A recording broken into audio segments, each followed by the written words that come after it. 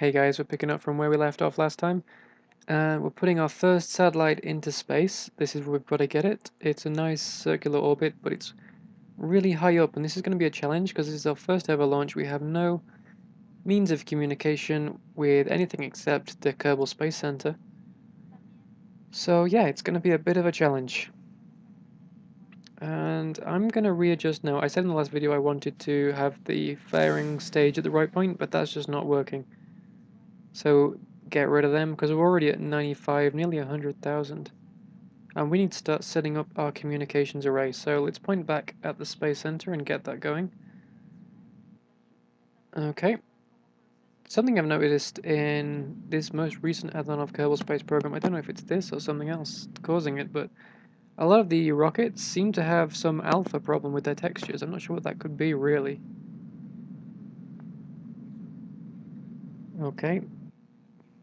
So I'm thinking about getting rid of this stage quite soon because I don't want to have it floating around in space. This one doesn't have any kind of retro engines to bring it back down afterwards.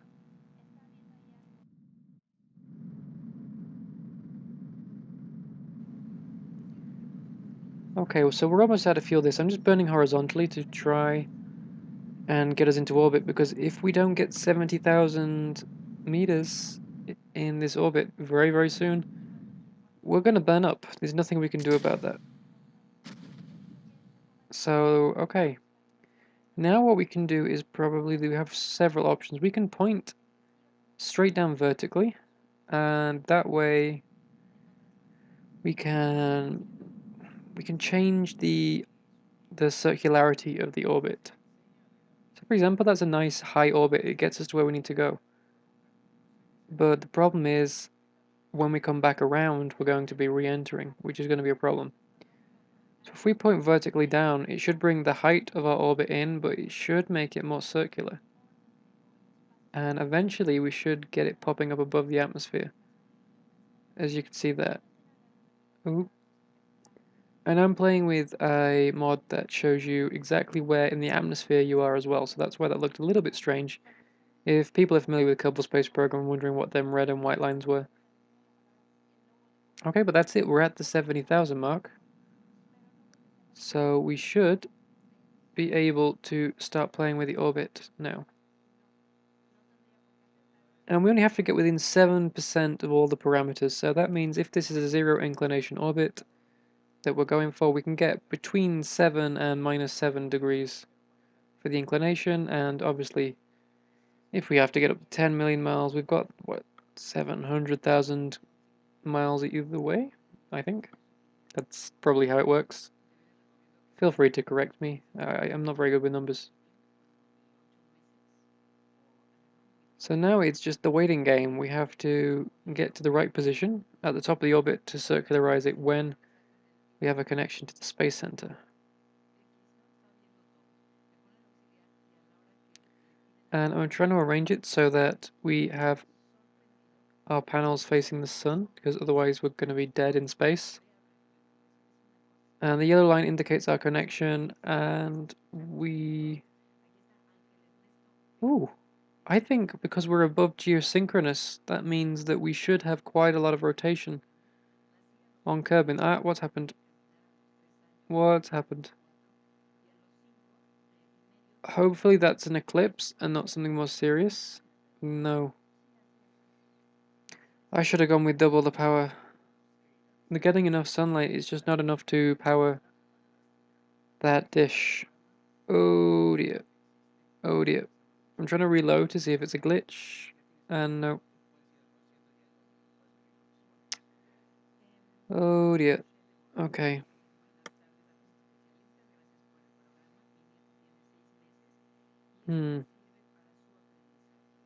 Gonna have to be a bit gamey with this, I think.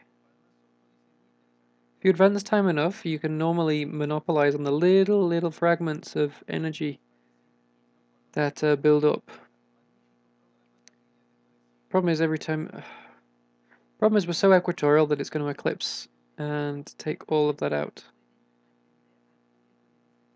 But what we could do is we could try and use the engine. The engine has a electricity converter on it. Hmm. Well, I was hoping this would go nice and swimmingly, but this looks like this could be a bit of a problem. I'm going to speed forward to when I found a solution. So here we are. Basically what I did was just wait until that little slither of energy was there, and fortunately after maybe 20 minutes, there was enough power in at the circularization point that I could start my engines up, and that itself would generate electricity. So now I have a little bit of power, I can get rid of that backstage and throttle up. But then I find that even more problems happen because I have a lot of spin based on the fact that I have a giant antenna on one side of my ship.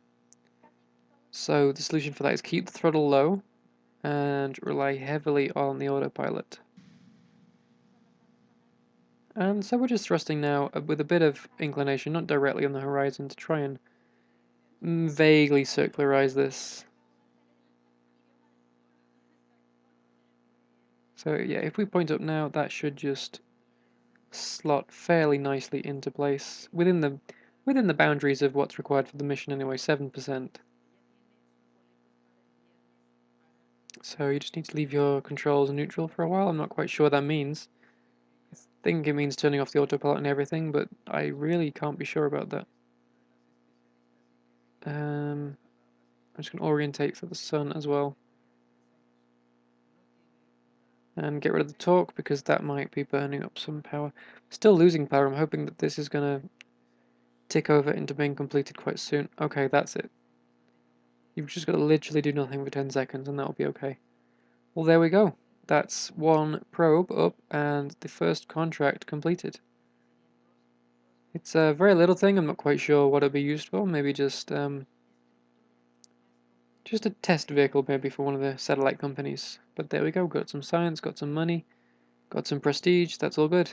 We managed to complete some of the objectives too for the Kerbal exploration series. So back at the science center, let's finally get those nice new clamps. And okay. So back to the VAB for the next mission. And let's just load up that probe, because we can probably build on this and improve it. Okay. Yes, there we have the nice new FASA clamps. We can buy them straight away and put those here.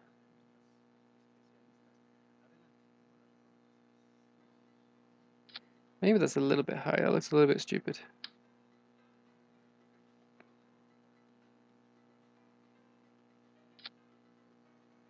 Okay, we can put them there. That seems okay. And that's going to be the design for the future.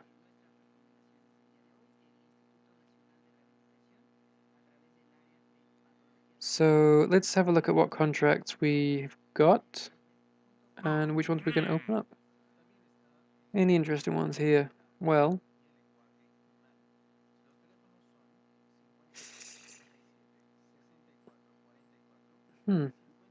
okay. This seems quite a simple one. We'll take that. I'm wondering what we can double up. Whether we can get any with the same contract, with the same vehicle, sorry.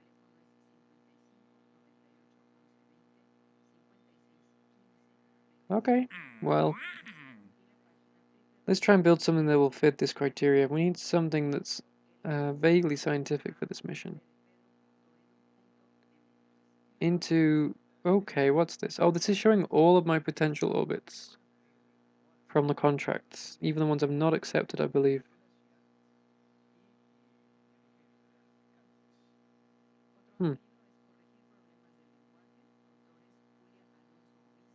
Okay, well that debris is going to eventually come back. Just leave that be. Leave the debris be.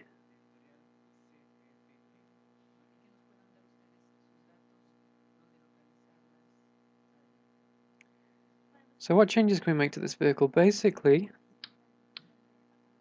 we can try and balance it out by putting 2 of these antennas on, or we could move to a dish arrangement.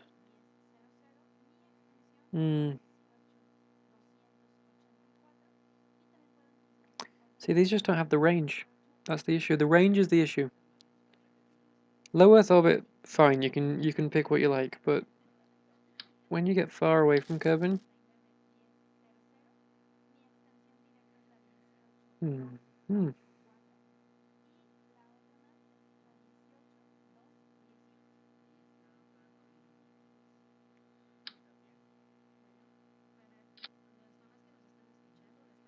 So this time we're not going to make the same mistake. We're going to make sure we have double, at least the power capacity. It's just trying to find where to put it on this ball kind of probe. I hate this probe for exactly that reason. The only below it in the stack is really usable space. But if we do that, we can maybe embed some of the antennas and things. So we should have at least 2, maybe 3 solar panels facing at any one time.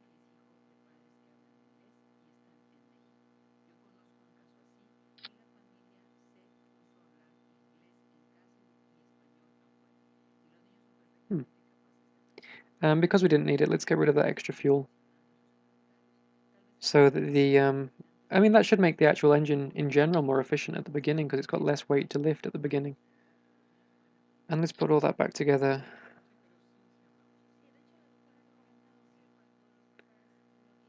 Okay, I think we can be fairly happy with that. Fairly. Okay, so here we go, just checking out the contracts. Got to make sure exactly what we need to do. And this is the orbit. Okay. I think if we launch here, we should be able to get the highest point matched up in the first orbit. Oh, okay, let's do this.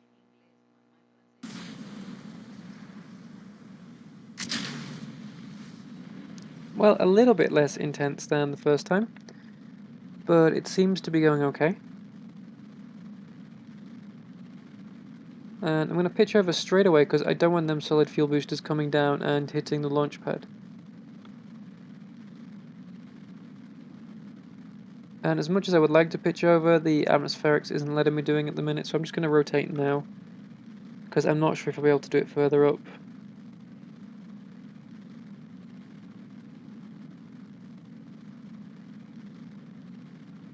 And it seems that we're going a lot faster than last time. The atmospheric effects are a lot more intense than last time. Okay, but they're gone, and they're flying away, and same problem. They exploded. I think they're just getting caught in the low atmosphere.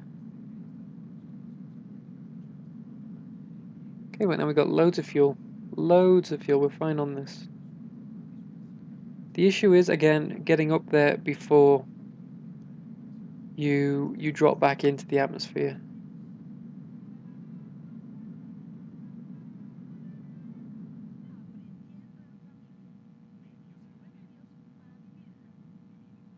So let's pitch over a bit. We don't have any RCS. This is just the reaction wheels at this stage.